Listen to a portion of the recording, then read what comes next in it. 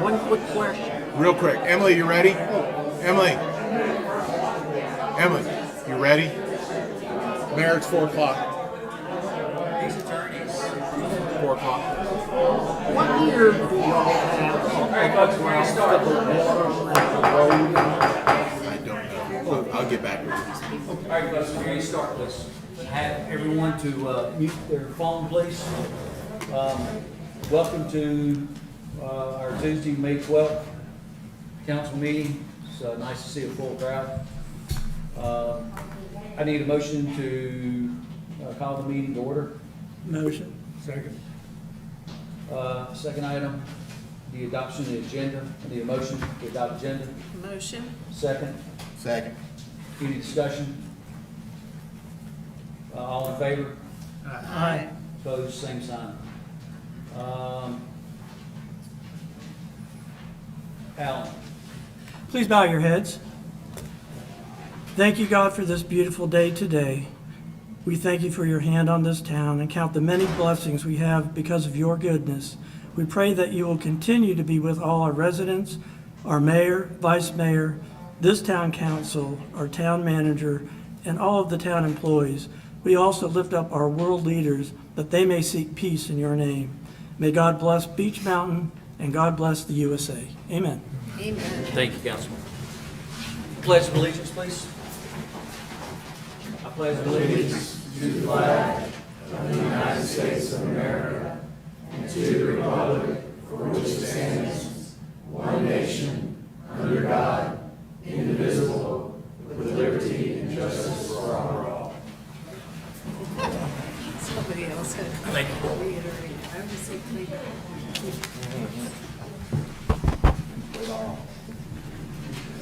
Public comment. This is a time for the public to address their elected officials on issues not on the agenda. The town council is interested in hearing your concerns. However, speakers should not expect council action or deliberation on items brought forth during the public comment period. First up to speak is Teresa Berry. Therese, I'm sorry. All Different language. I'm Therese Barry, 100 Squirrel Lane, and I am here to say that I do not want to see the convenience center closed. Anybody who really knows me knows I have a tremendous angst toward a retired federal official. And in order to satisfy my angst, I go to the convenience center with bottles, and I throw them in, and I curse and scream. It is the most cathartic thing possible. It's a wonderful thing. I recommend this to anyone. Now, I know this is anecdotal, but it is true. But I think that I would be much happier paying the $4 a month extra. That's $48 a year. If I were to get a bear bin, and I picked this up today, it would take me 24 years to pay for the bear bin when I could just pay $4 a month to keep using the convenience center. This math doesn't work real well. Because a bear bin is $1,175. And the bear bins are only as good as the people who use them, and people are getting really stupid.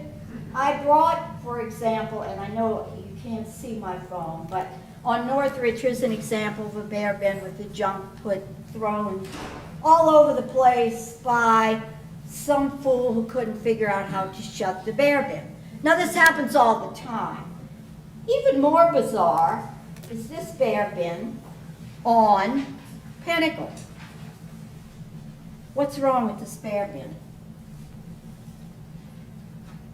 It's upside down. It's been put in upside down.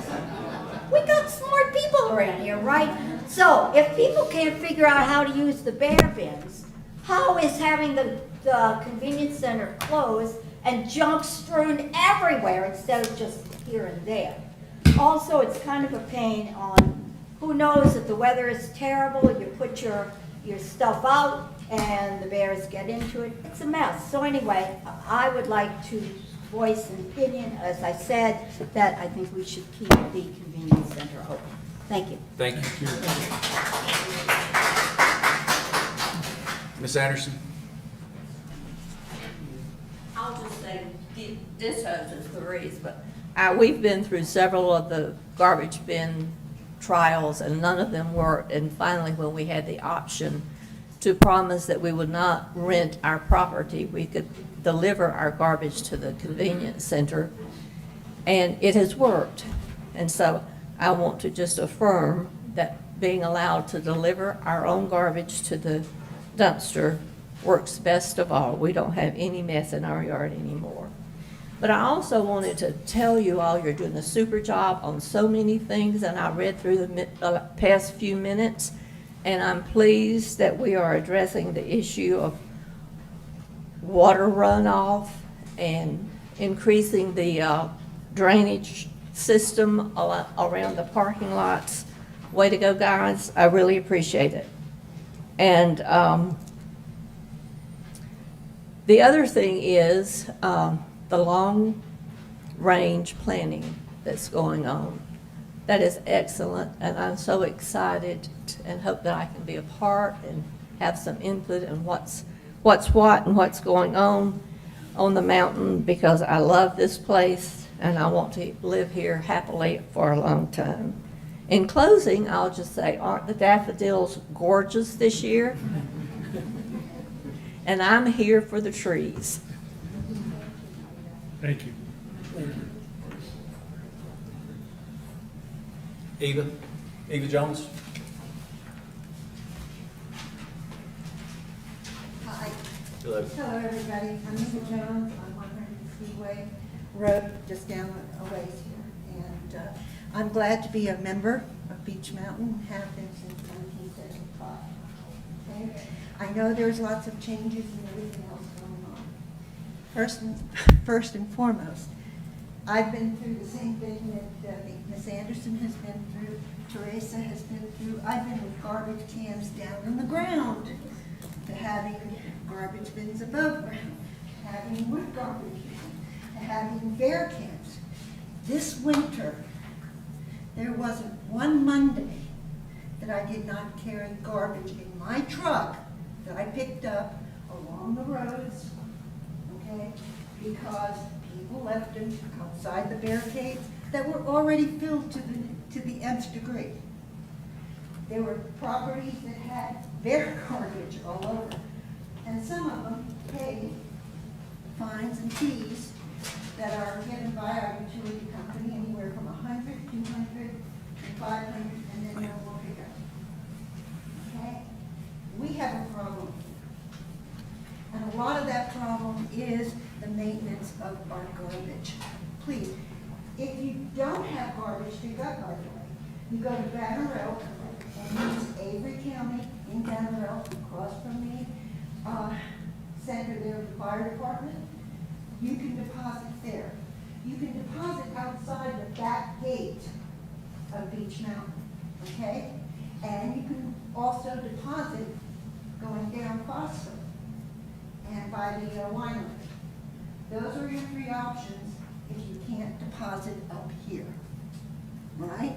Those places don't ask for a tag.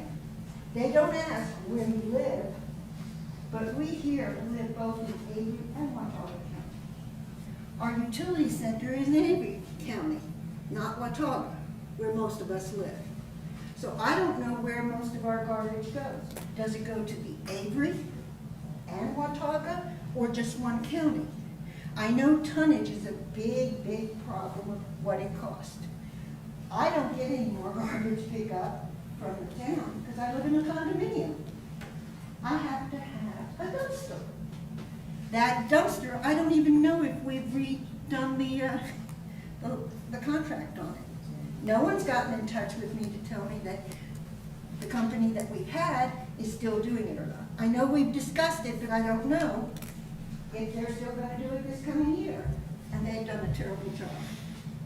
I've picked up around our gate. We've repaired our gates. We've repaired our fencing. So right now as a citizen, and I know many of you are, I got 4 people that I know from previous work that I've done up here that gave me their tags because they didn't want to be fined for garbage on their property. I don't have a tag, The only garbage I pick up are these poor people's garbage, if they have any, or any as I come up to the Monday opening of our garbage. Now, I understand, and I've seen it this winter, there was not a trash master truck that was working when I saw garbage being picked up. I only saw a truck with wood siding on the side and the guys heaving hauling the garbage onto that truck. From what I understand, we have 2 trash master trucks, one of which is the only one working. The second is not working. And they're not as big as what we used to have in our old position of where our garbage dump was. As a town, at $37 a month that you're paying for, don't we deserve garbage pickup and garbage pickup on a manner in which we're not fined and not having to go out and pick up our friends' garbage? Because, yes, we are a resort town, but we do look out for each other. We have each other's backs. That, and the second thing I wanted to address is, I've been here since '75. I have seen Rascals, and I think many of you know where Rascals was, or if you don't, that's down where we have the center right now that is open for catering and whatever. Okay? Rascals, how many times did it flood? And how many times since Rascals been gone and the different companies have been in there have gone through flooding? We have a water issue problem coming downstream, down Beach Mountain Parkway. Yes, I know you are starting to work, but from what I understand, in order to do our stormwater, snow water, and wastewater, we have to have another division aside from our utility company. I believe that's the way it is, where they are specifically take care of that. Okay, we don't have enough gutter systems in Long Beach Mountain Park. And if you look at the last storm that we just had, the water was coming down this way, from that side, coming down into all of our properties as we go down Beach Mountain Parkway on the left. So please, I don't want to be 86 by the time that this company is in existence. And that's how long it's going to take. I'm 76 now, and I was up here in my 20s. So you mean to tell me it takes that many years from the age of 22 to 76 for something like this to be handled? So I am hoping and praying that you put some sort of speed on that facilitation or that system to get grants and money in order to have our water control. And with the village that we're proposing to be here, that adds more runoff water because it's going to be asphalt. There's not much green space that's going to be between us. So Coffee Lake is going to be completed, but Coffee Lake is also going to be full, and everything above Coffee Lake is going to be ruined. With whatever kind of road maintenance, whatever rock work you're going to do, it's going to be destroyed, and we're going to have floods.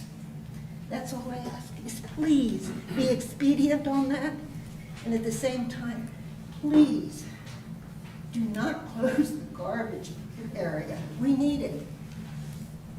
Thank you.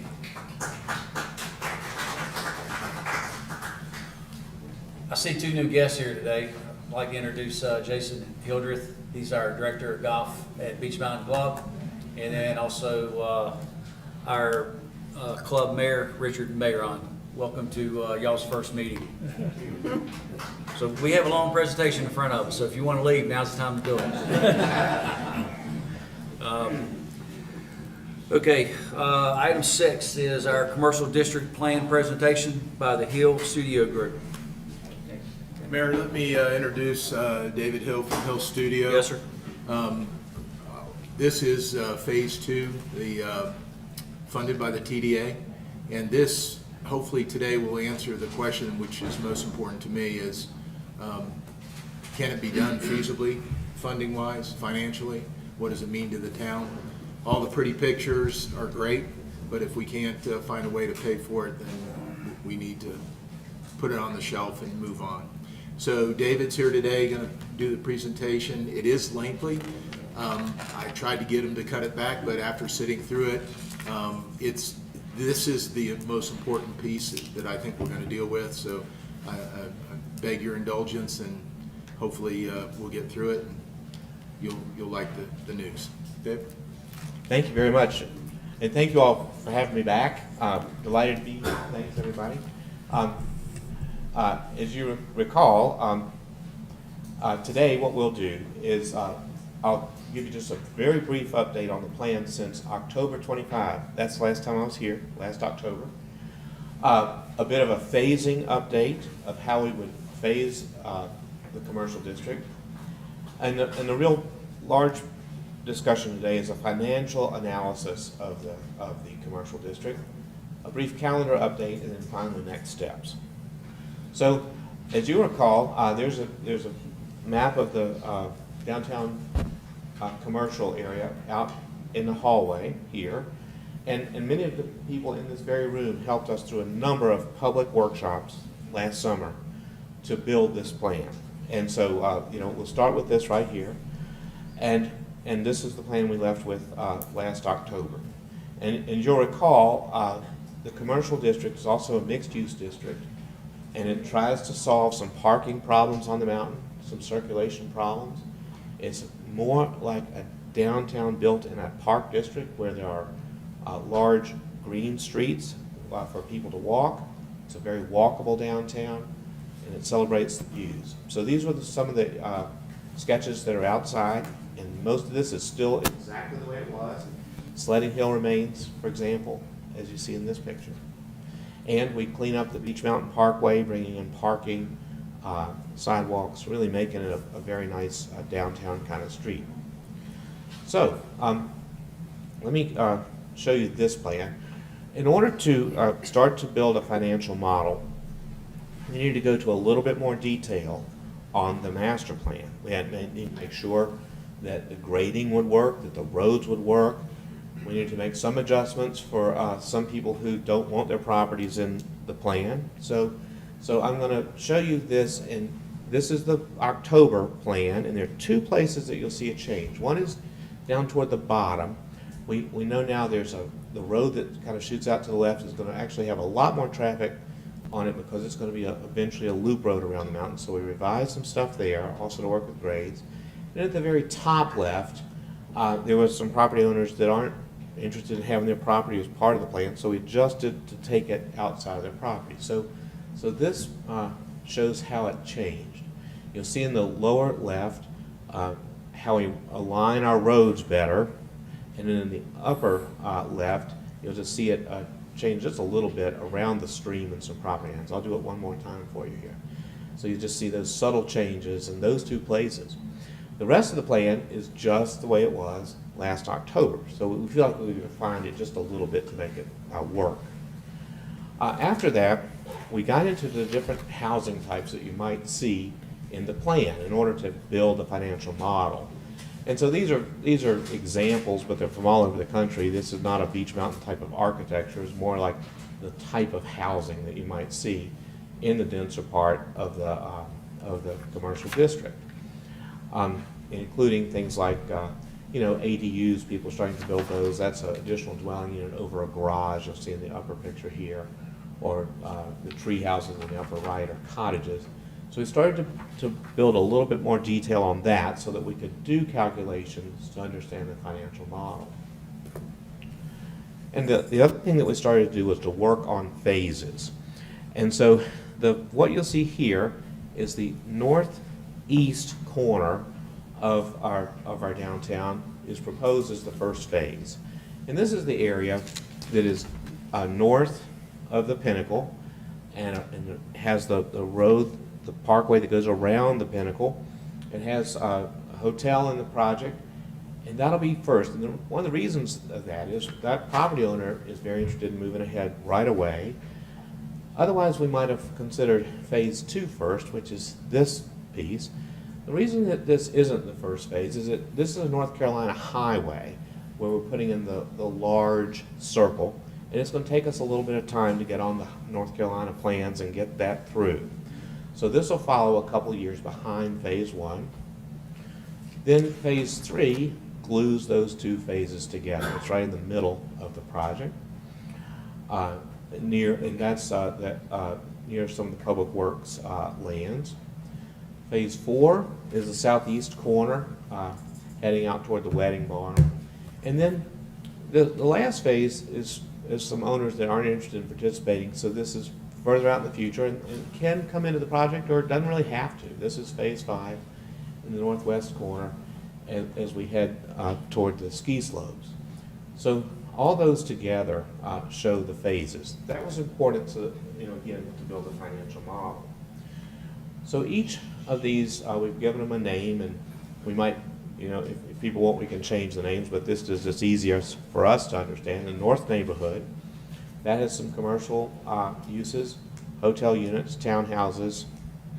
Each of the neighborhoods, we've gone ahead and estimated what would work in the market and the different types of housing. These aren't absolutes, they're just to help us build the model. If they want to do 40 townhouses instead of 50, that'll still work. It's just to help us to build the model. So you'll see a number of these houses and commercial square footages placed throughout the document. And really the north neighborhood, phase 1 and phase 2 have most of the commercial property in it. Phase 3, 4, and 5 really have mostly housing. And so this is all available for people to study and look at later. And so, and a couple of other plan updates. Last fall when I was here, we said the plan has 15 gross dwelling units per acre, which is reasonably dense. The revised plan has 39, and that is mostly due to us adding the ADUs over garages, the additional dwelling units, which people really like. The other thing is, parking spaces available in the commercial district. Last October, 1,813. And I think you've heard me describe this as a parking machine. This is going to allow a lot of your visitors to park once and walk to whatever they want to do. And we've been able to massage that to get up to 2,010 parking spaces all along the streets and corridors and right-of-ways. So that's actually gotten better as well. So those are some minor tweaks to the plan. As we've moved into the to build the model. We really had to do that in order to build this model. So now I'd like to introduce two of my colleagues who are with VLGFC Municipal. These guys are brilliant in how to finance municipalities. That's really what they do. And so I asked them to join us for this effort, and I think they'll show you what I mean. I don't have to tell you too much about them. But Robert Lauterberg and David McQuillan have been working on this model ever since the beginning of the year, and now they'll provide the rest of the presentation. The question was, will this new commercial district pay for itself? That's really the big question. So without any further ado, I'll introduce Robert and David, and they'll take you the rest of the way. Okay, thank you, David. It's a pleasure to be here with you all today. And this is, I would say, by far one of the most interesting projects that we've worked on. It's a very ambitious project, but one that we found is quite achievable. And we'll be describing our analysis and our findings this afternoon. So let me tell you a little bit about VLGFC Municipal Advisory Services. Our firm is a registered municipal advisor, registered with the Municipal Securities Rulemaking Board and the SEC to advise towns, cities, counties, and authorities on capital planning, financing structures, and municipal securities. Since we were formed in 2003, we've advised on and closed on $1.2 billion in financings. We're based in Richmond, Virginia, and our practice in Virginia is known as VML Vaco Finance. which is a program sponsored by the Virginia Municipal League and the Virginia Association of Counties. Oops, there we go.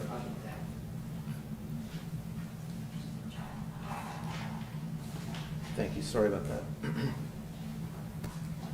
So we were charged with this engagement in looking at the plan for the commercial district and then to determine whether it's financially feasible. So this is the approach that we took to the project. First was to estimate the cost. What is it the town will be responsible for constructing to make this, this project work? And then secondly, determine what revenues are likely to be generated by the project once this development is completed. And thirdly, is to put these together to structure a financing implementation strategy that is self-supporting. So that was the mission. And the good news is that I can tell you that our plan has identified revenues that are sufficient to cover the costs of the commercial district as proposed. Well, let me explain how we drew that conclusion. These are the steps of the analysis that we're going to cover this afternoon. One, the project scope and infrastructure. Two is incremental revenues. This is really critical. Where are these revenues coming from to pay for this project? A lot of people refer to this type of project as a structured TIF, tax increment financing. What that means is the project itself generates tax revenues that can then be used to pay for the project. So we think of it as a synthetic TIF. The revenues come from these sources: assessed values within the commercial district.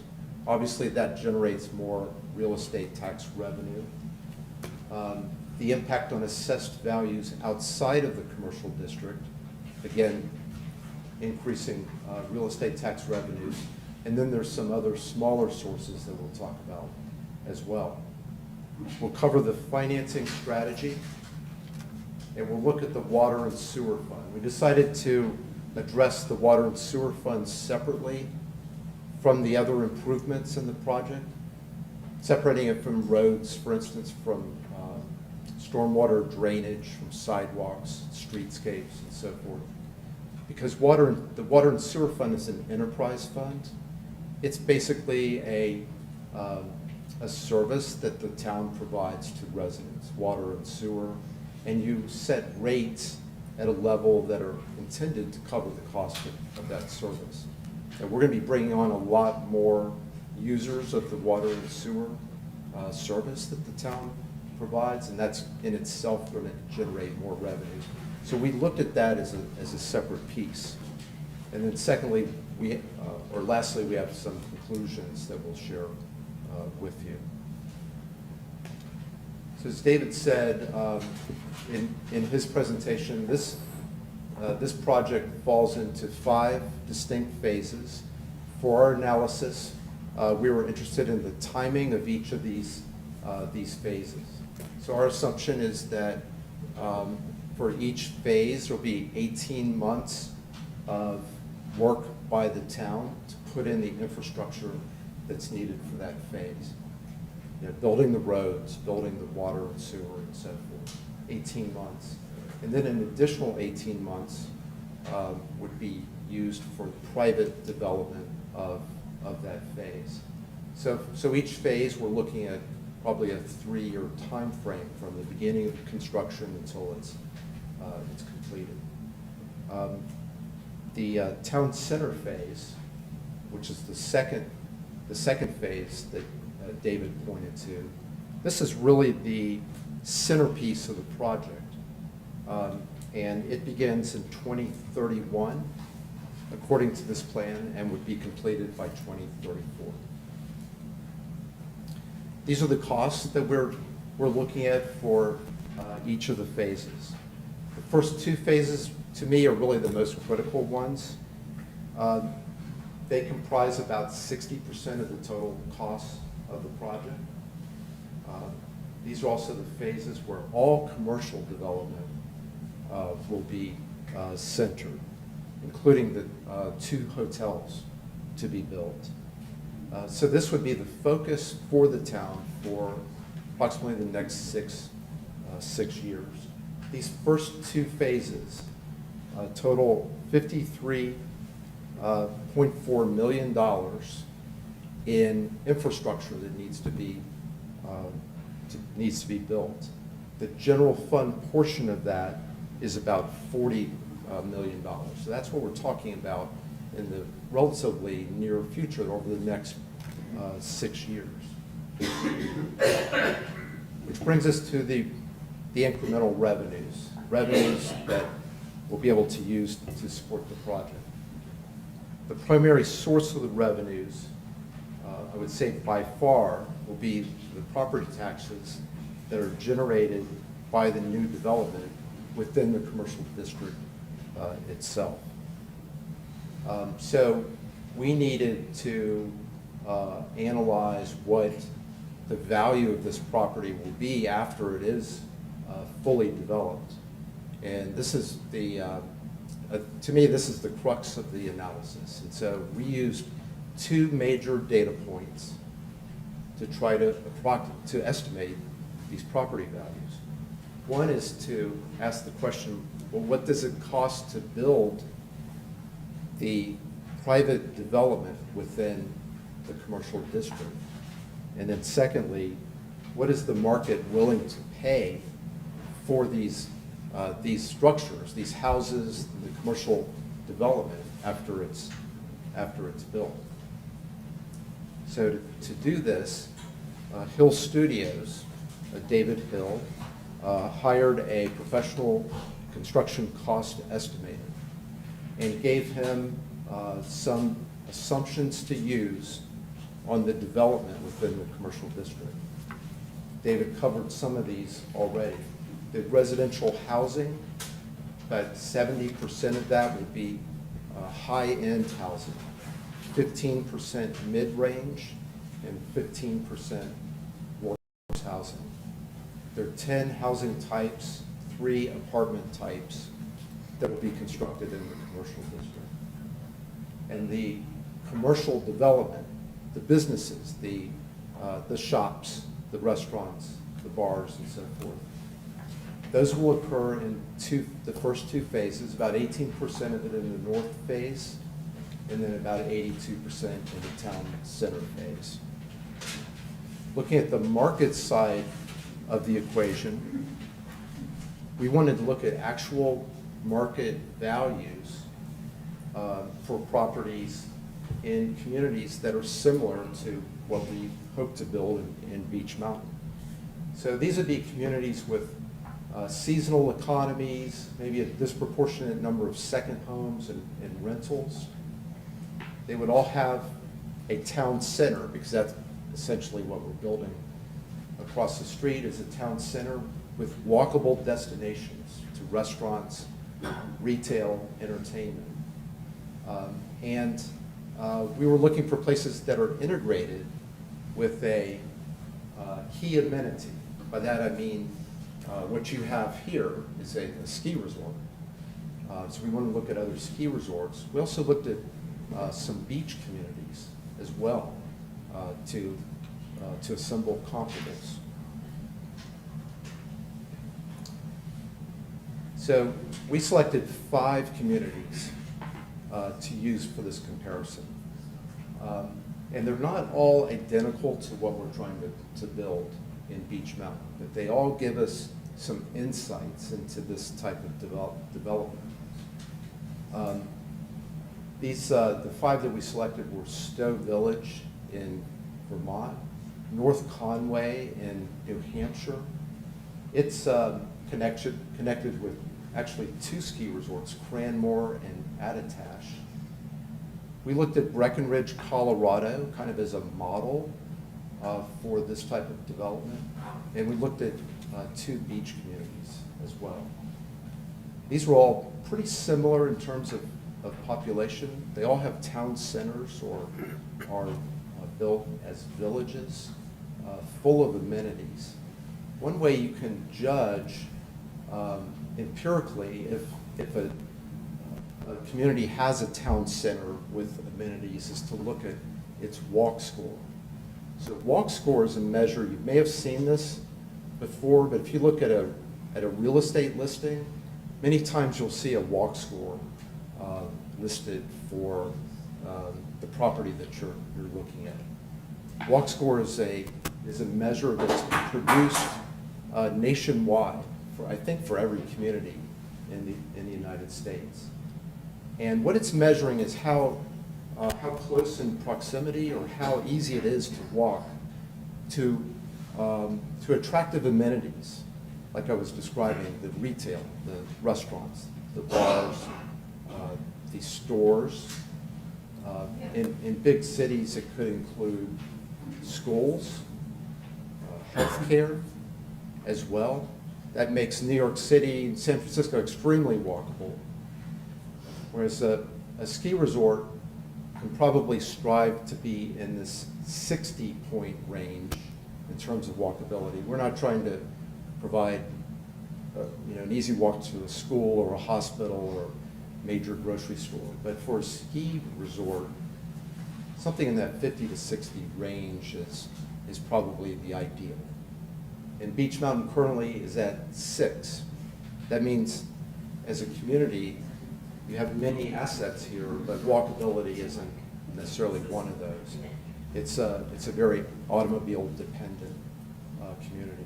That's one of the key things that will change when you have a town center of some critical mass like this, with a lot of amenities that are available for people who live there and in the surrounding area, and I would say all over the town of Beech Mountain, because in a lot of cases, as I understand it, people drive outside of town to run errands and to do various things. So that's something that's really going to change. It's a key factor in terms of property valuation. Where would you estimate Beech Mountain's walk score to be if this project comes to fruition? Well, we're forecasting 55. 55. So that would put you, in the neighborhood with other ski resort, walkable ski towns. So that walk score is important, and I'm going to come back to that in a bit. Also, your integration with a primary amenity. So you've got a ski resort here. Are we building a town center that is going to be accessible to that ski resort? Will there be synergies that reinforce each other?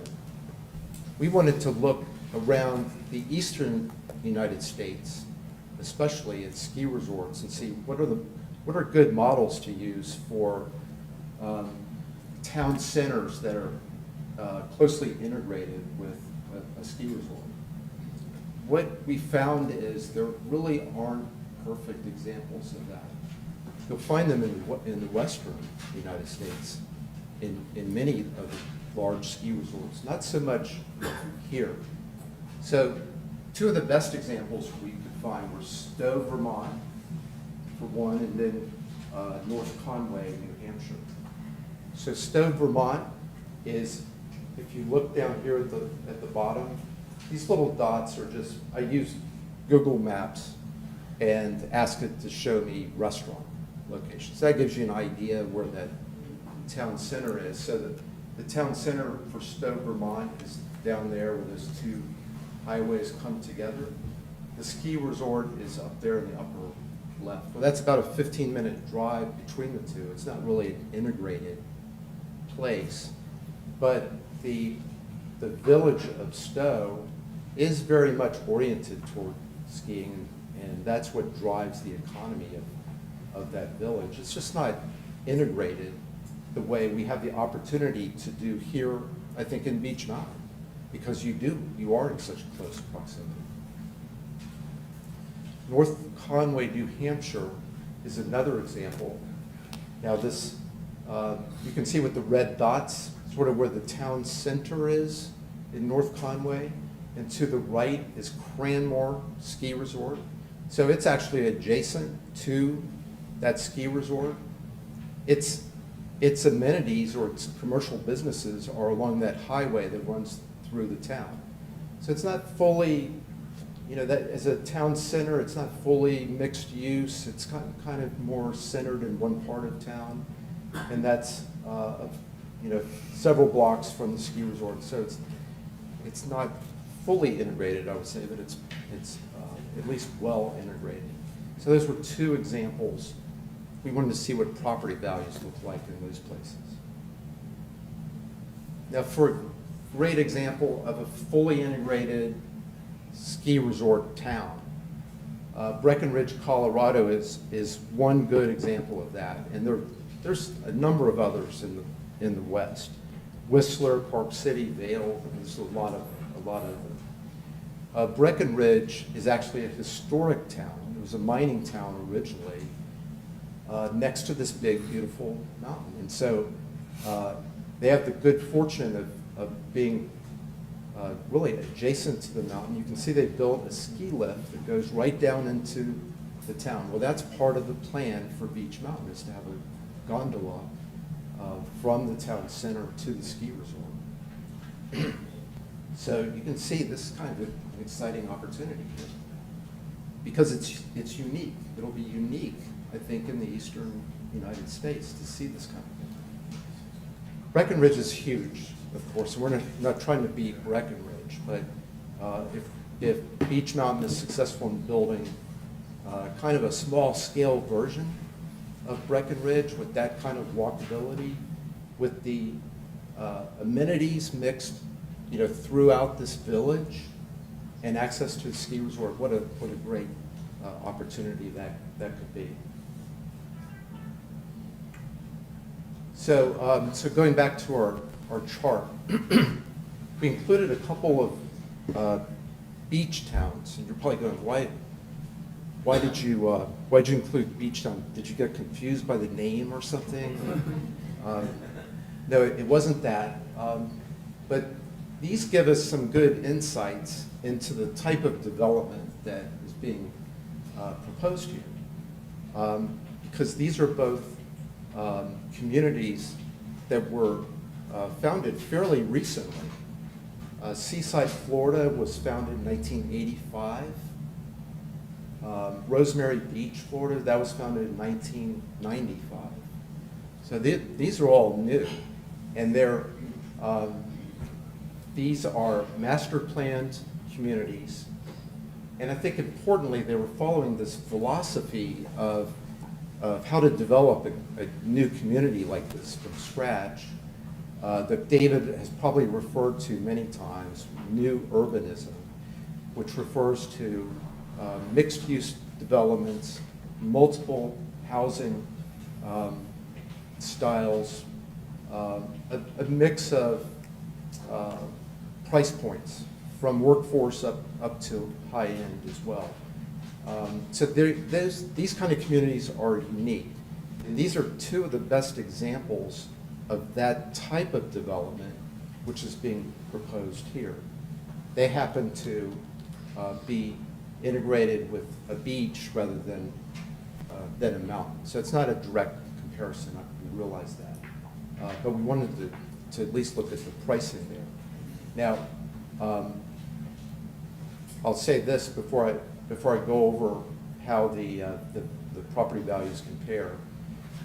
When we looked at these beach communities, these are on the panhandle of Florida, and these two communities are right on the water. So we didn't use as comparables any homes in the first 2 or 3 blocks of these communities. We're looking at homes that are farther out, so you're not just trying to do a comparison with a waterfront home. So this is what we came up with. We used the cost information that the cost estimator developed, and pulled from that some representative housing prices. And what we used for comparison were high-end houses, 1,800 square feet. And the estimated cost of those using what the estimator gave us, and then our team further scrubbed those numbers, taking out some of the things we thought weren't absolutely necessary, so that we're not overstating the value. But by doing that, we arrived at housing prices for homes in that range of between $1.1 and $1.7 million. And then we wanted to see, okay, for similar types of properties, high-end, around 1,800 square feet, what do these other communities look like? Well, Stowe and North Conway, pretty close to the numbers that we came up with. We're slightly higher, perhaps, than those two, but what we're talking about are brand-new homes with the latest amenities and brand-new neighborhoods. And there is going to be a premium in that. But I think we're right in line with the ski towns that you see in the eastern United States. So that was reassuring. We looked at Breckenridge, kind of the model of this type of walkable development, and it's about 45 to 50% higher prices than what we're proposing here. That made me comfortable. I don't want to try to propose that we're going to be exactly like Breckenridge, but it does show that there's a premium that people are willing to pay for what we're talking about, walkability and amenities. And then on the beach communities, those were about 70 to 80% higher. So these are fairly brand new communities, state-of-the-art, master plan in beautiful locations. Even though that we took the waterfront away, those price points are very high. So we think that's probably going to be a good sign for the type of development that we're doing in Beech Mountain. But we think that we're being realistic about the property values that we're using. Have you guys put a value on the real estate that is within our commercial district? You mean that's within the commercial district, the new Yes, sir. commercial district? I may be getting ahead of myself with my question. If so, we can discuss that later. Yes. Yeah, the property that the town already owns? Yes, sir. We did, and I'll get to that in a minute. Thank you. So, yeah, for sure. Your town manager made sure that we included that. So for the first part of our assignment, these are the incremental revenues that we expect from the development within the commercial district due to increased property values. So these revenues are going to increase over time as the phases roll out. And there are kind of three steps you can tell from this chart. The first step that's after phase 1 is completed, or the north development. And the second step, that would be when the town center is completed, and then the central phase after that. So for phase 1, which is completed in 2031, that would generate about $1 million, $1.1 million in new property tax revenues when it's completed.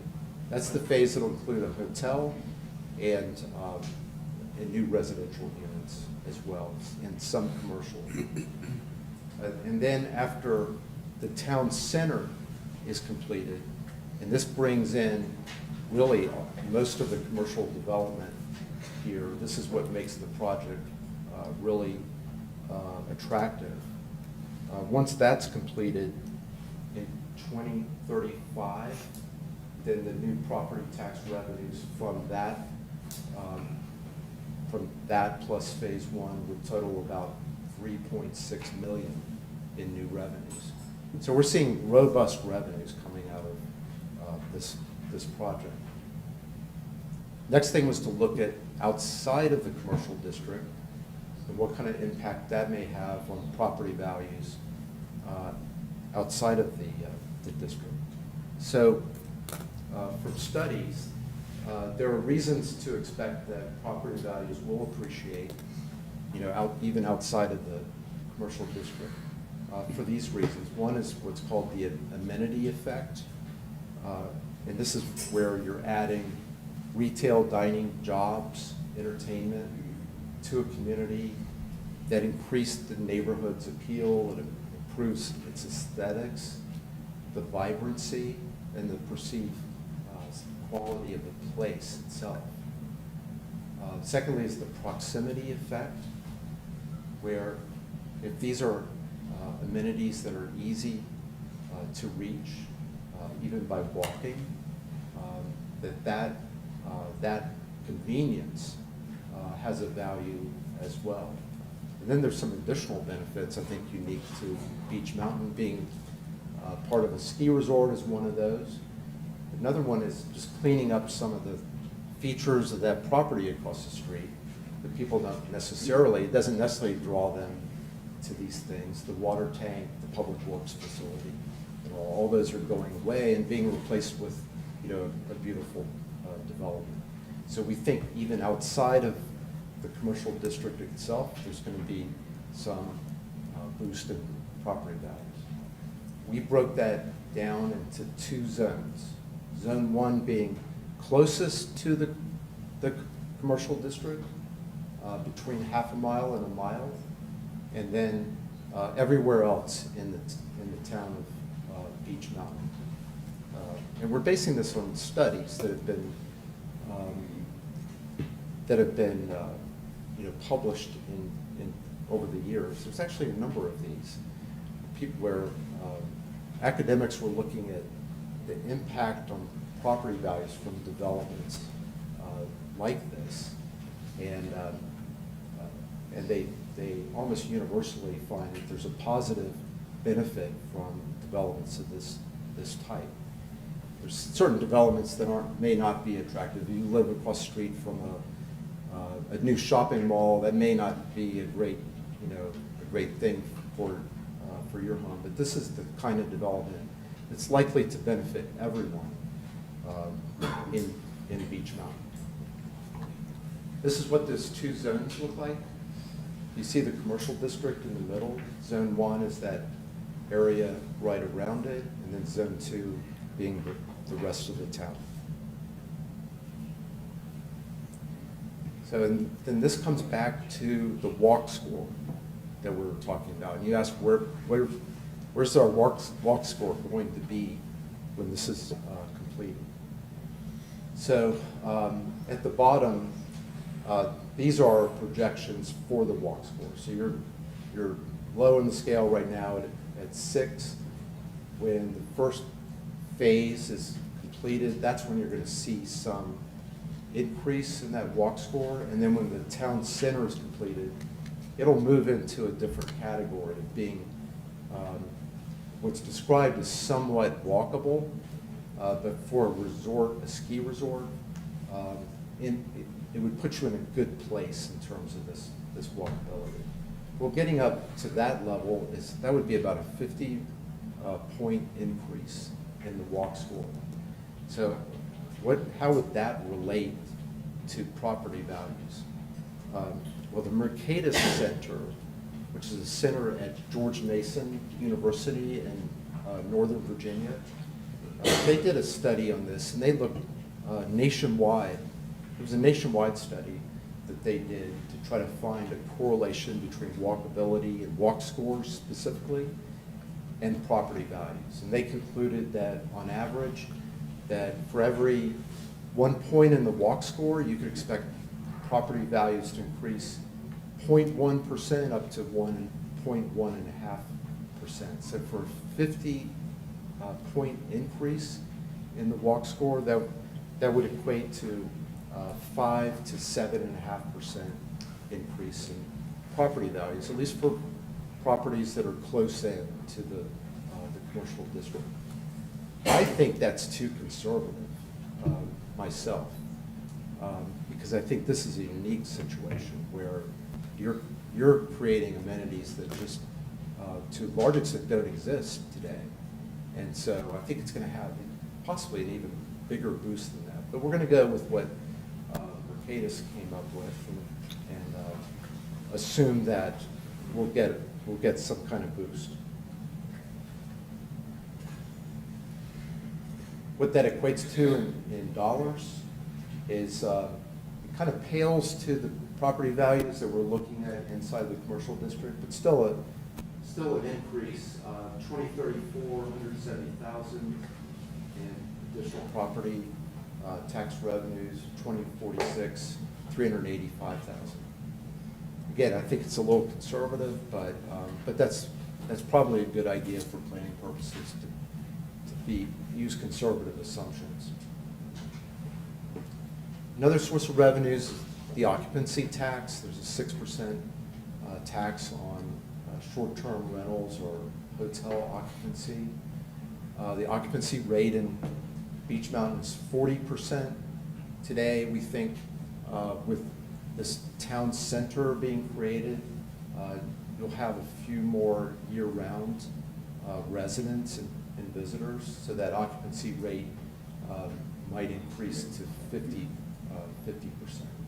So looking at the new hotel capacity, an improvement in occupancy rate, we're seeing an increase in occupancy tax. Now, the state requires that about 2/3 of that has to be earmarked for travel and tourism promotion. So it only leaves about 1/3 of that that's available for actual project costs, and it can't be used for debt service or for other costs. So it's a contributor. It's not huge, but it contributes to the picture. And then we come to sale of town-owned land. So this is an estimate looking at the parcels that the town owns in the commercial district. Those include a dog park, a retention pond, public works building and trash site, the water tanks, all of that. So we're estimating the value of those parcels at over $700,000, and in the central phase, so that's in the town center, and then in the central phase, another 100,000 or so in value. So that's a kind of a preliminary rough estimate of what we think that is.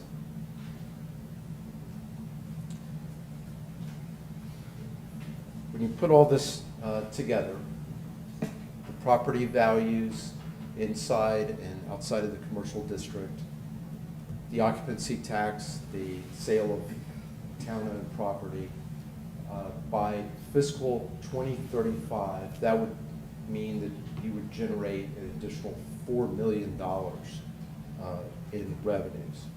And now, David is going to talk to you about how we're proposing that you leverage that money with financing to be able to fund all of the improvements in the commercial district.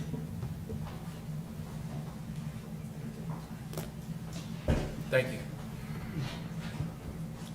Thank you, Bob. It's a pleasure to be here working on this exciting project and presenting in front of such an engaged town. So appreciate all you guys being here.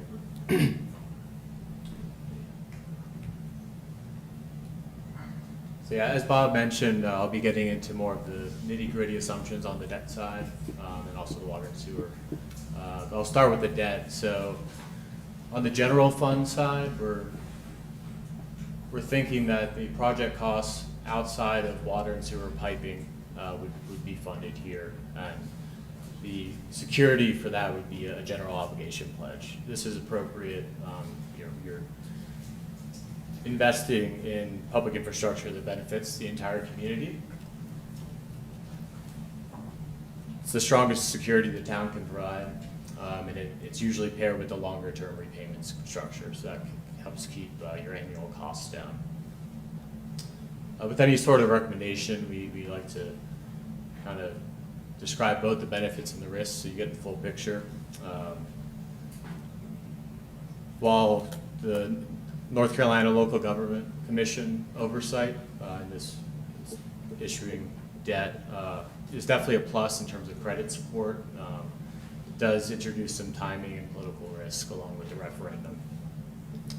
One real key factor to understand is the debt service. We're taking out this debt. If you remember the project timeline slide, where we have kind of a 3-year project period, we're taking out the debt in the beginning to fund construction, and then the phase gets completed in that 3 years, and that's when those incremental values come on. So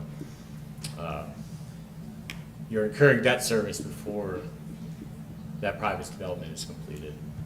One way to mitigate this is a capitalized interest fund. For those who aren't aware what that is, you would borrow additional funds and set it aside from the rest of the proceeds, and that money would go towards interest payment during the initial period. So that helps to kind of delay your debt service burden. And then finally, if private development does not follow the public infrastructure, the town may need to increase tax rates.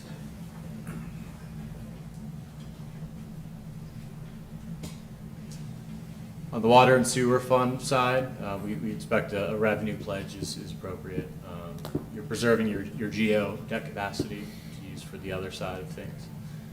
Water and sewer utilities are able to throw off dedicated predictable revenues. It's usually compatible with subsidized programs, so USDA, rural development, and the North Carolina state programs, which I believe you guys are familiar with. Risks here, again, the incremental revenues are dependent on ratepayers' growth, so new connections to the system, people consuming the service, and then again with the debt service coming beforehand.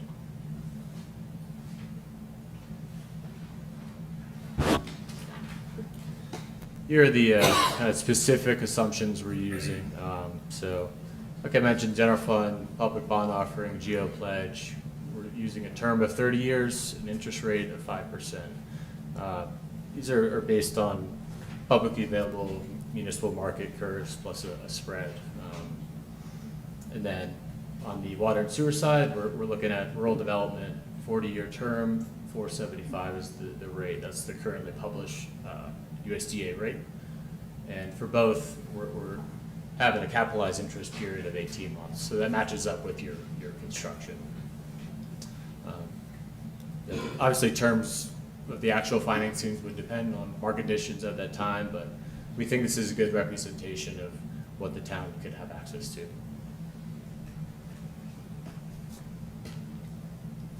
So here is the chart that Bob showed earlier with the sum of the incremental revenues, and what I've done is I've overlaid the anticipated debt service taking into account those assumptions. So that's that dotted blue line.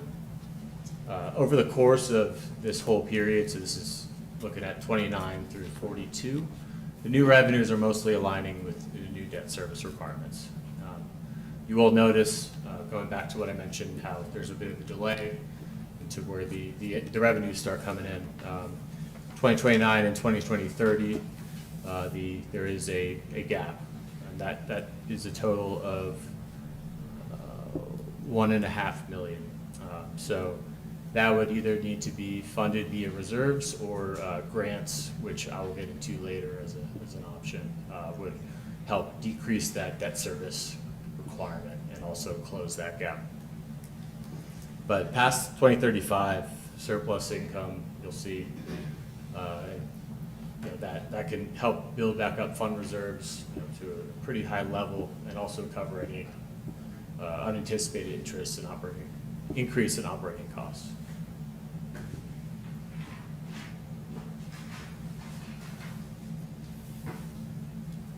So I'll start my deep dive on water and sewer, since we wanted to treat the enterprise fund separately.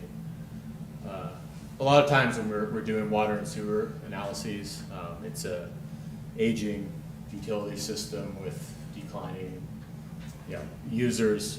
This is the opposite.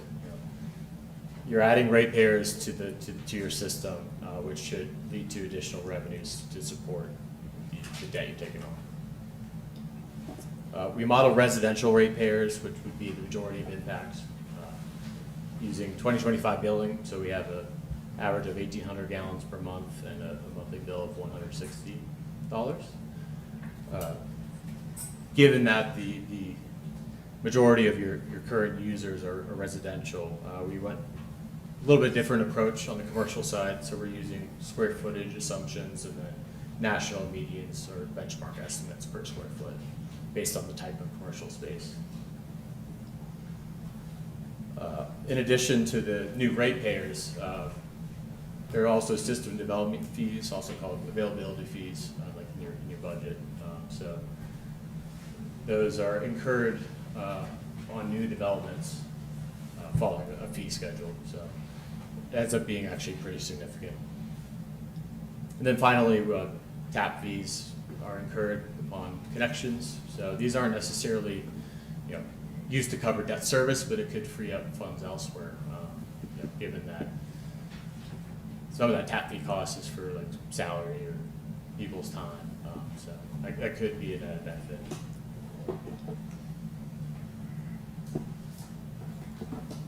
So here's the total effect of all of those revenue impacts I noted. So blue, we have existing revenues, ratepayers today. Orange would be the new ratepayers coming online. Purple would be those availability fees, and the yellow would be tap fees. So you may notice that the blue is increasing. Why is that? So we've observed about a 3% annual increase in volumes in your financials. So we're applying that in our model. Everything here is the starting point is today's rates, right? And we only anticipate rate increases would be needed in fiscal 30 and 34 due to that delay effect that we've been talking about to meet debt service coverage, but no other increases in other periods. So I think this is a pretty encouraging result on the water and sewer side.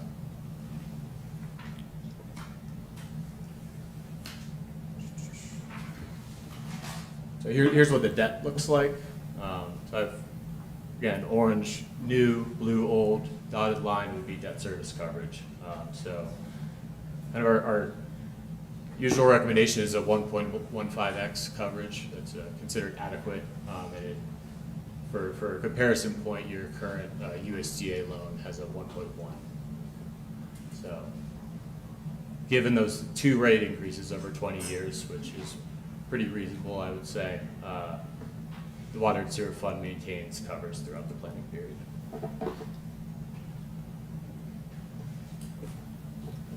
So I mentioned grants. I know town staff have been pursuing these pretty hard. I think the first one on here, we actually learned we got pre-approval for the application. So that was exciting news to learn today.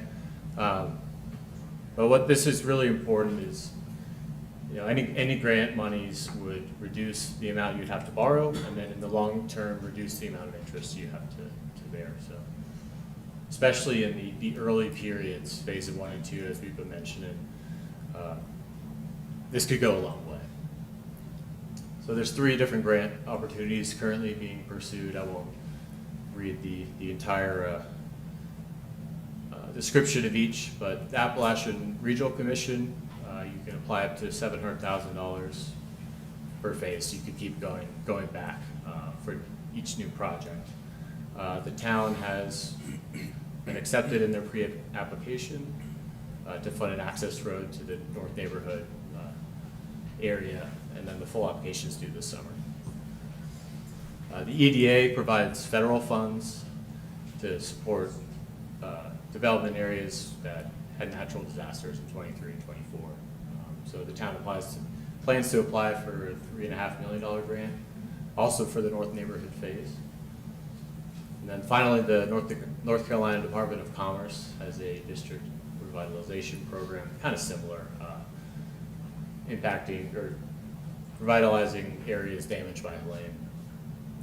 And the town plans to apply for a $5 million grant across the North Neighborhood and Town Center phases. So, like I said, anything you guys can get here would go a long way. I'm pretty confident your staff can help put together a convincing narrative for these and submit an outstanding application.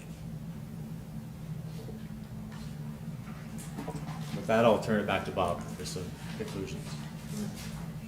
Thank you. So just put a bow on this and recap our presentation.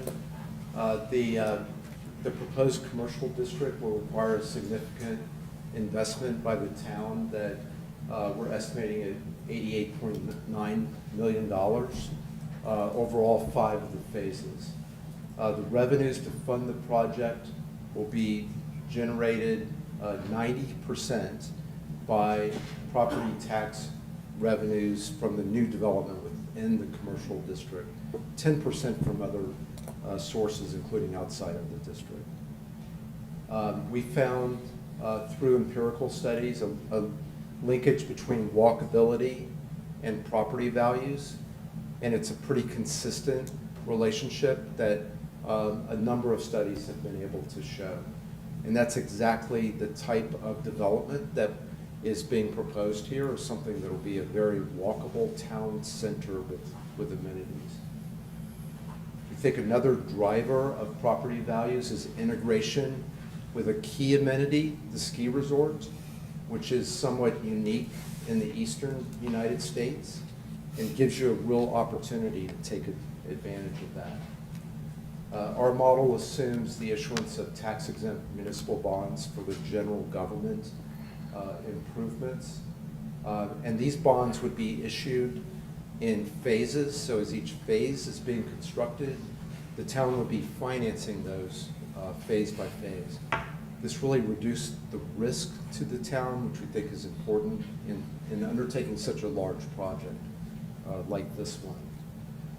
Assuming a 2027 start date for construction, our model indicates positive cash flows beginning in 2032.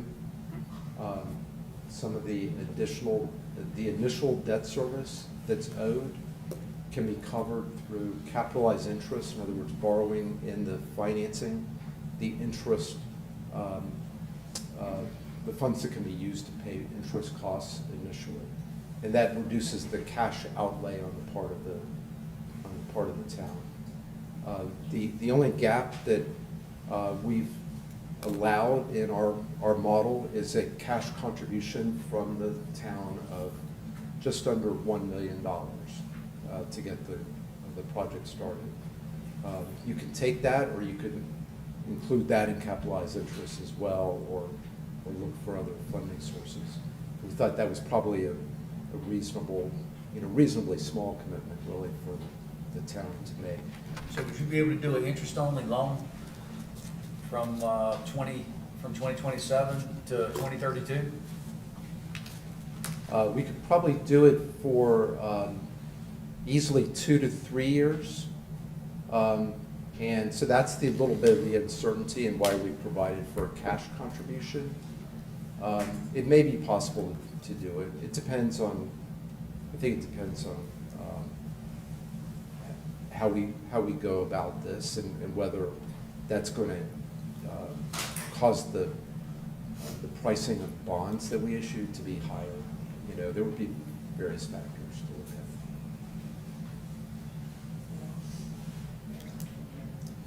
at. It could be, one thing is there's the town-owned property. If that was accelerated, if we were able to do that earlier on in the rollout of this, that gives you some additional cash that's available to use. Any other questions? I've got some questions, but I think you're gonna go on to what's next, right? Yep. Or is this the end? Dave, you gonna do that? Well, yes, so we can do next steps if you like. I believe this is our very last slide. No, it's not. No? No. Oh, okay. Okay. Well, yeah, I do have a next steps after that, if you want to, yeah. Keep going. I'm proud of everybody for making it this far, so we can go on to the next steps if you like. Thank you all very much for having us. This is the next steps. So, the next steps, after today, if you want to continue with the plan, that's really why we put this after the final would be. To get into the design guidelines piece, to really make your regulatory plan, and we've been setting this up so that it can move ahead. to get into the design guidelines, and then also to really start to get into survey and design services for your very next phase. So those will be logical next steps after today, if you guys wanted to continue. So, yeah, so I believe that's it. I believe the rest of them Just tend to be if there were questions, you know, who our team What was. would you estimate be the cost to do the design and, you know, this next phase, as far as, you know, engineering, design, you know, whole scope of developing it? I don't have that put together, but I'd be happy to get that together for you Well, right that first away. figure was, for the first year, was $1 million, or 1.1. Does that not include what is? Is that the design cost, or is that the carrying cost for the infrastructure? What was the 1.1 million for the first year? The cash contribution that we're talking about? I don't recall. Yeah. Is that what it is? Okay. Okay. It's not planning. I might be able to help you there.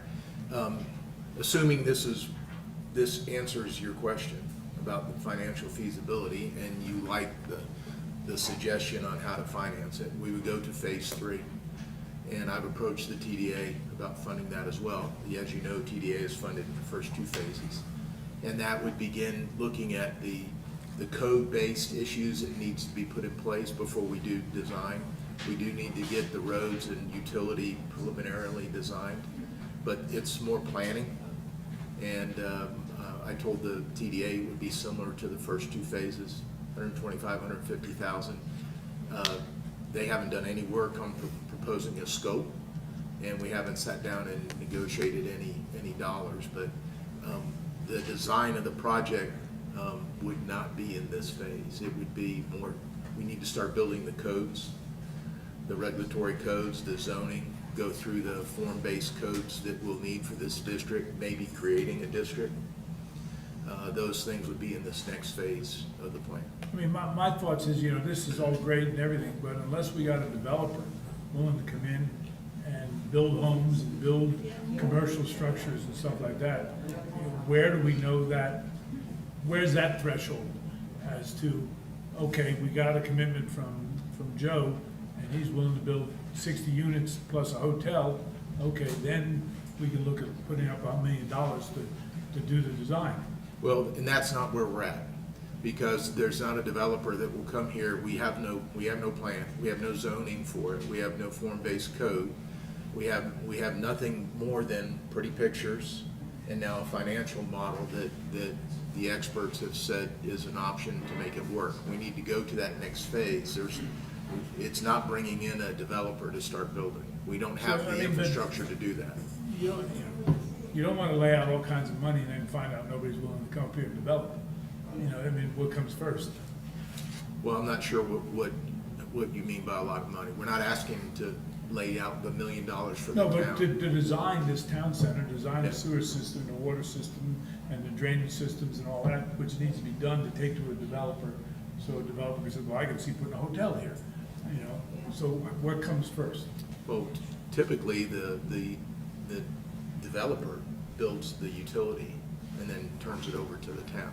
We're dealing with that And elsewhere. that one. We're not, I guess what I'm saying is, we're not to that point yet. That's what it sounds like, that you're a couple phases ahead of the initial. I don't know how long it'll live, and I want to see this. Just remember, Rome wasn't built in a day.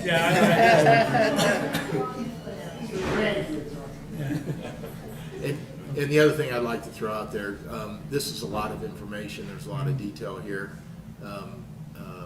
What I would like to do, if the council agrees, we move forward with phase 3 and TDA will fund it. I would like to bring David's group back for another charrette with the public, specifically to go through this. It's because there's a lot of questions, there's a lot, and we don't have time for it today. Right. But, you know, much like they did the design, I'd like the public to see the financial model, and continue with that. I think it's a great idea. Yeah.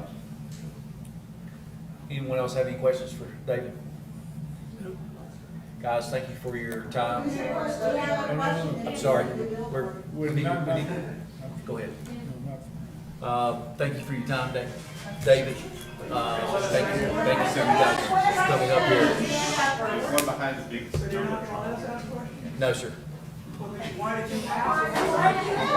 I didn't ask. I asked council. Okay, thanks. All right, thanks, everybody. Thank you. Okay, I'll be right back. We'll be here forever. We'll be here forever. Thank you. Appreciate it. I can give you one hand, Bob. I can't use the right hand. Give them a hand. Give them a hand. Need some help, Chief?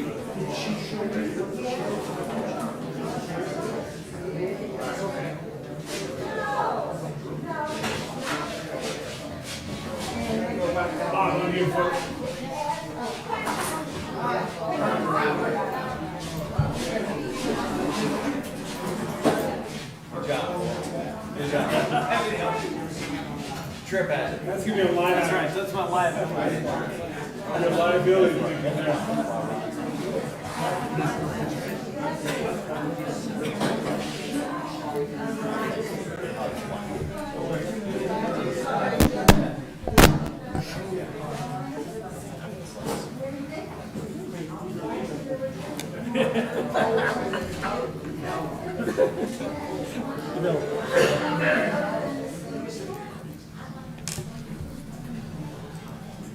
I think when they have the shred, they'll be able to answer.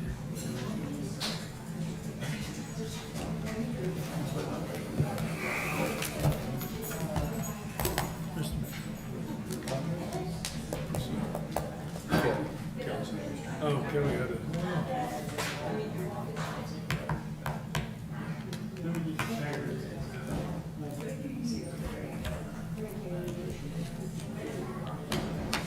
Waiting for Kelly.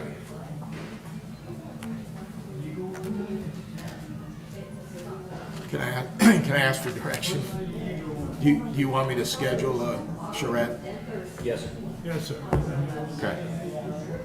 And that would be for the public, correct? Oh, yeah, that's the purpose. Correct. Yes. Yeah.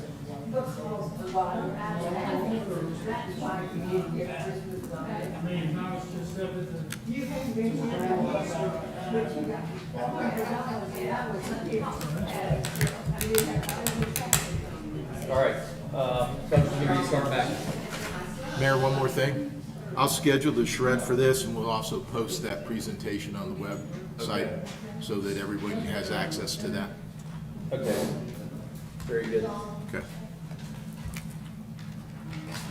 Okay, next item is the, hey folks, we're starting our meeting back, please. Next item is the consent agenda. I need a motion to accept the consent agenda. Motion? Second. Second. Any discussion? All in favor, say aye. Aye. Opposed, same sign. Old business, I need a motion to open the solid waste franchise. Motion. Second. Second. Chief, will you briefly go over item 8.1, please? Sure. Mayor and council, we've been working on this for quite some time. This is the two things you have here is a change to the town ordinance on the franchise, simply changing the dates and updating that. And then there also is the agreement with Republic for dumpster service that's also involved here. And should you approve it, you're authorizing me to sign the amendment to the agreement. You want more? No, sir. You guys have any questions? Has this been agreed to by the Republic now? Yes, Finally? yes. Is there a fee schedule with this, or does that come in something else? That'll be in our fee schedule. Yes, we've got it. And there's a 4% CPI to the existing contract. Thank you. Any further questions? All in favor? Aye. Opposed, same sign. Item 8.2, the Beach Mountain rezoning ordinance. Need a motion for this, please? Motion. Second. Second. Chief, briefly. Mayor, you held a public hearing on Tuesday, April 8th on this rezoning ordinance. It's now ready for town council consideration.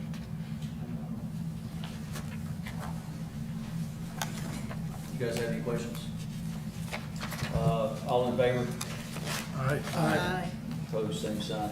Item A3 is the Emerald Mountain Development annexation, and I need a motion to call for a public hearing. Motion.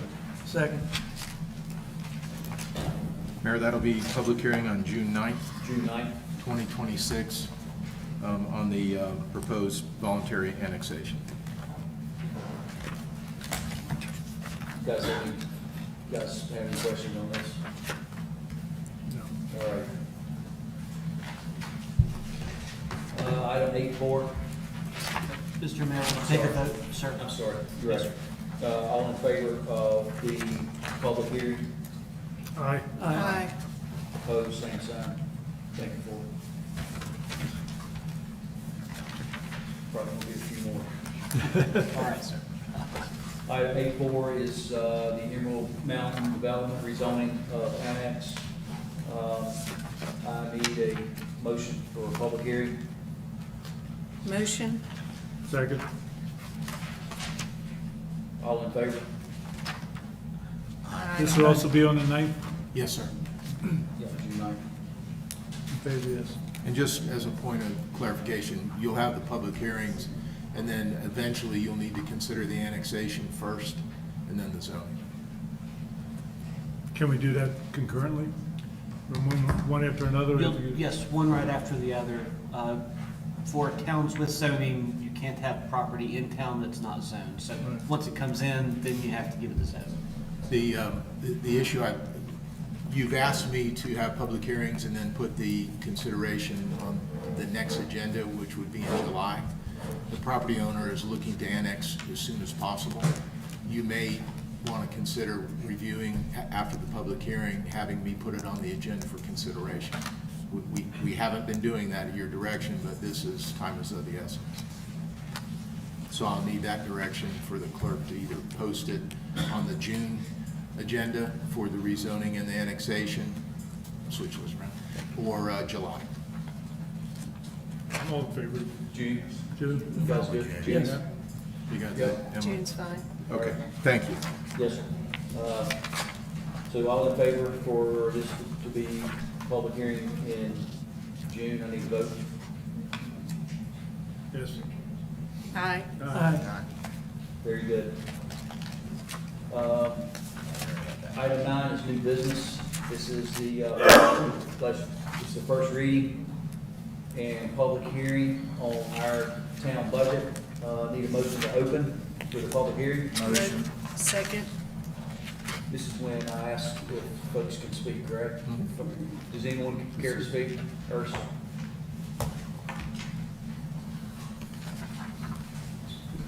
Ernst Steiger, 124 Raven Road. Before I get into this, let me just say one thing about this insane hill presentation.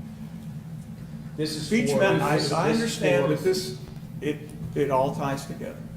The town has $1 billion in assessed real estate value. This so-called financial model assumes that somebody's going to build another $500 million worth of stuff in the next 6 years. Otherwise, the model doesn't work. So I'll have more to say about this later. Turning to the budget.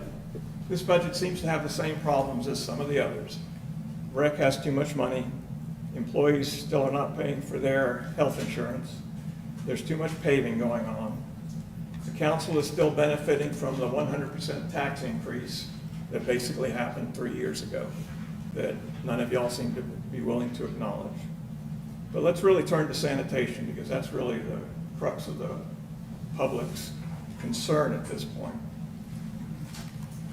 Bob and the council say that $200,000 cost would be saved by closing the recycle center. I have seen no documentation to support that number. given Widener's prior problems with numbers, I question the $200,000. Especially since the argument is that that is being borne because of 102 people. What I found out the other day was it actually doesn't just affect 102 people, because the idea is the recycling part in the center is also going to be closed, except for 2 days a month. And that affects everybody. So it's not just 102 people that are being affected by this closure. It's every single person here that wants to recycle their garbage, which is what we all should be doing. But let's look at the sanitation budget. In 2018, the total sanitation budget was about $385,000. This year, it's projected to be $1.2 million. Where is that money going? Well, I'll tell you where it's going. It's going into more garbage pickup because of STRs.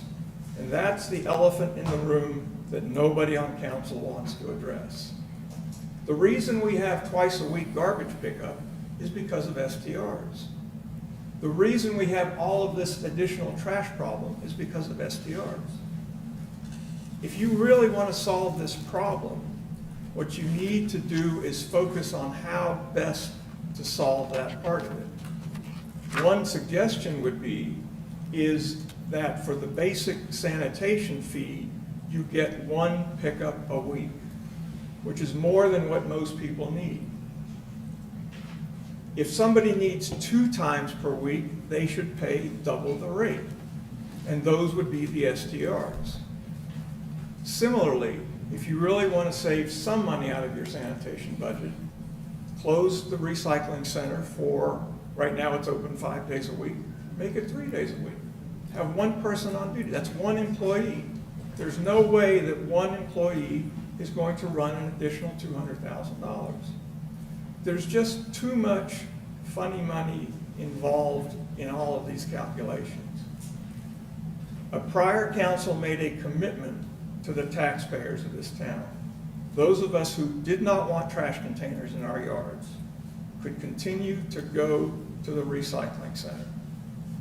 This council is about to breach that promise. And I'm not naive. I understand y'all have already made up your minds. So really, most of my comments are going to be directed to the public in hopes that we'll get some change in this council next year. Anyone else like to speak? I need a motion to close the public hearing. Motion. Second. Second. All in favor?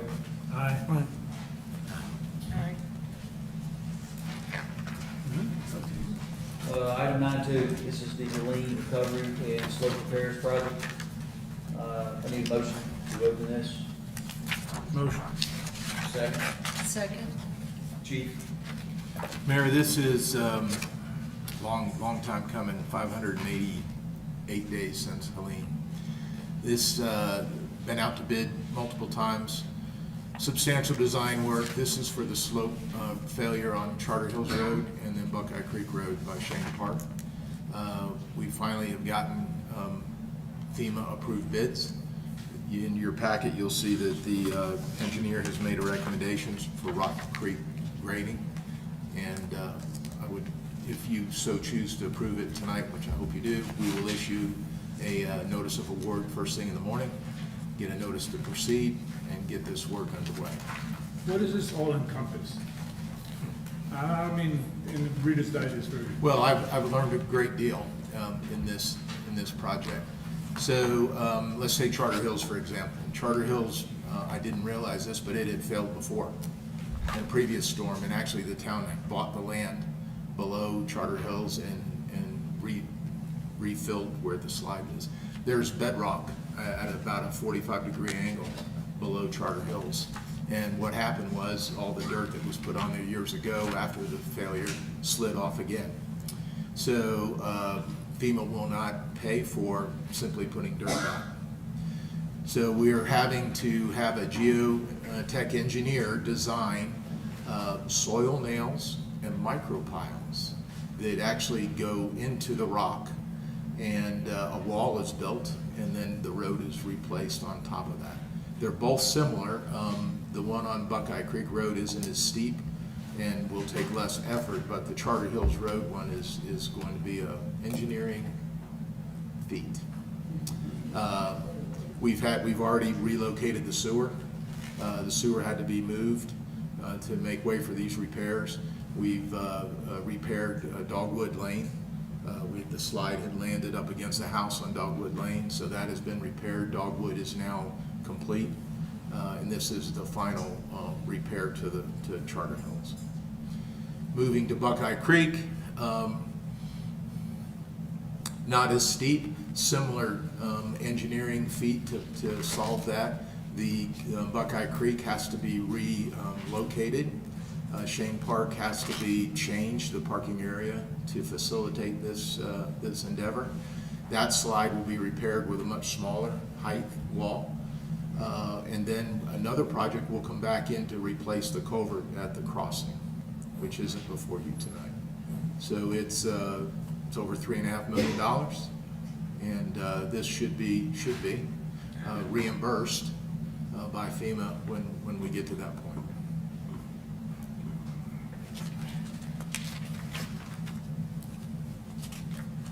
Guys, have any further questions?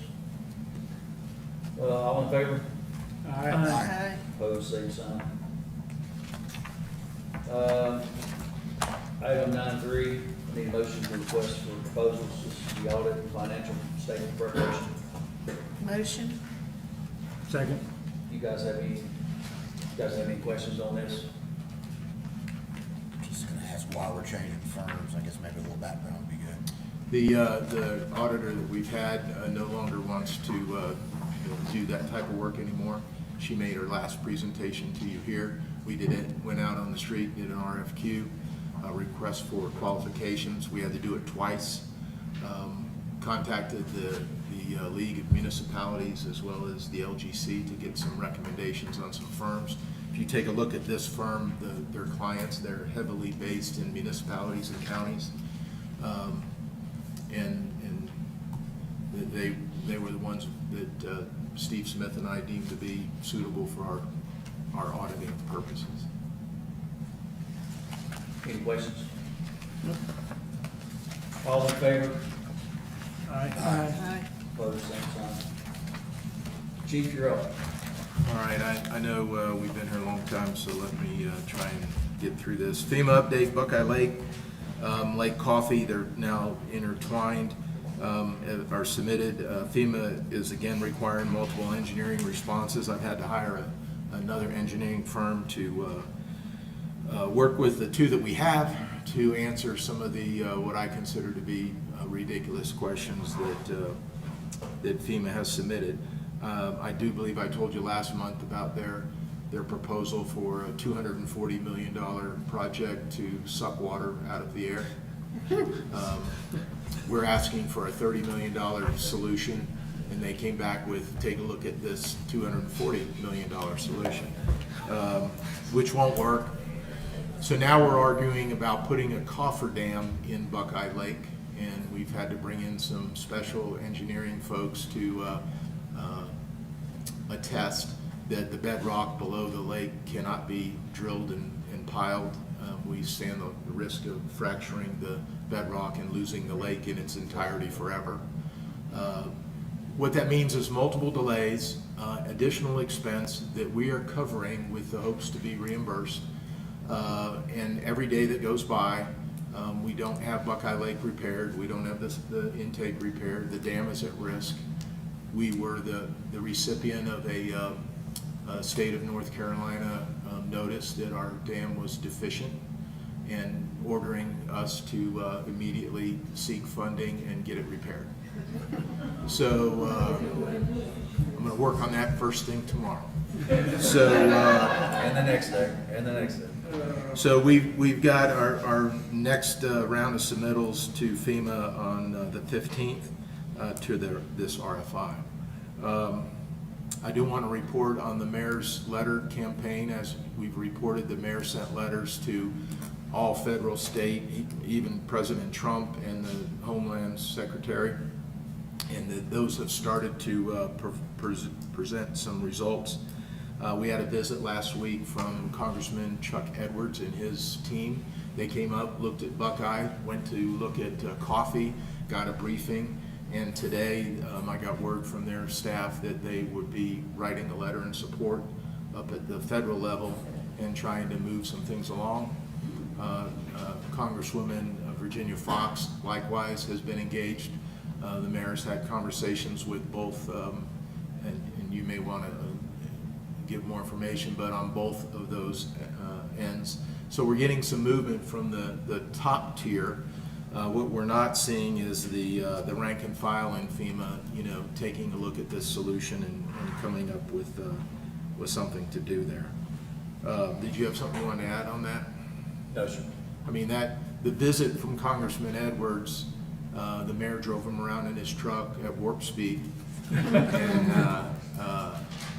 the congressman seemed to be very attentive, very impressed. The bottom line is, less than a week later, we got contacted by his office and they wanted additional information, and they're putting together a proposal of support. And we didn't have that before. So it may be that we're not going to be successful with the FEMA folks that review all this stuff, and we will need some help above them. The mayor made the comment, we need to find that individual that has the authority in the horsepower, I think is what you said, to sign this and say, make this happen. And that's what we're working on. You approved the Charter Hills and Buckeye Creek road slides today. We'll get that underway. It's about a year construction on the two projects, so it'll be sometime next spring before we get those roads. Are they gonna run together or do one then the Well, I other? don't know. The same contractor got both bids, and as you know, we're bound to the low bid. So we'll have a construction meeting and see if they're going to bring in extra crews. Charter Hills is the primary because it's closed. Buckeye Creek, we have a temporary road there. So I don't know. We'll negotiate that with the contractor. The Pinnacle well is still blocked, producing 0 gallons per minute. The gentleman's fracking device is stuck, and he is meeting with his engineer to figure out what the future means for that well. Do we have any insurance on that well? We do not, but he does. Okay.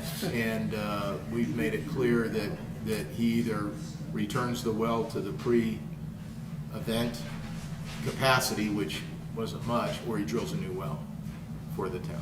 Are there any penalties for the delay? There is not. The town, this is more bad news, the town was told by the state that the FEMA Phase 2 grant for Lake Coffee has now been deemed ineligible, and we're working to work on that. So go back before Helene, we had a COVID grant to do Lake Coffee, and it was in 2 phases, Phase 1, Phase 2.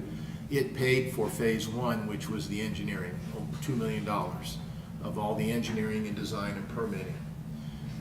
We applied for Phase 2 to construct the reservoir, and FEMA told us last week, Thursday, that it was deemed to be ineligible.